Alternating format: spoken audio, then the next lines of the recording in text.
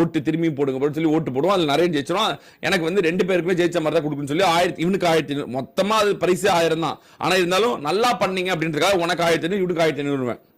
அப்போ அன்னைக்கு ஜெயிச்ச காசை வந்து கேட்பான். அப்போ வந்து நான் வந்து 1500 மட்டும் தான் அனுப்பிச்சு விட்டுருப்பேன். அப்ப சொல்லுவான், அந்த 1000 ரூபாய் அனுப்பவே மாட்டீங்க போலையே அப்படின்வான். நன்றி ப்ரோ, சுத்தமா காசு இல்லை. இங்க பாருங்க எவ்வளவு அனுப்பிச்சது, 1500 ரூபாய்.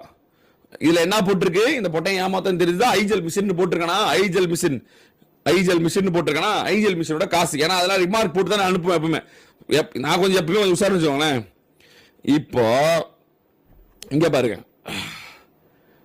இந்த மாதிரி ஆயிடுச்சா, இது அதோட முடிஞ்சு போச்சு. நான் வந்து அந்த இங்க பாருங்க, இதுலயே சொல்லியிருக்கேன், நான் இதுலயே சொல்லிட்டேன்.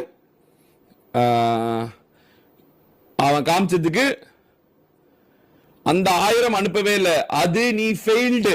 எத்தனாம் தேதி, டிசம்பர் 3ஆம் தேதி. அது என்னது, அது நீ ஃபெயில்டு.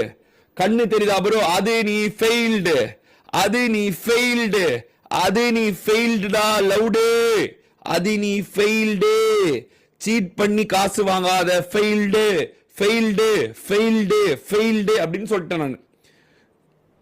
நான் தானே காசு தரேன், இது ஏன் காசு.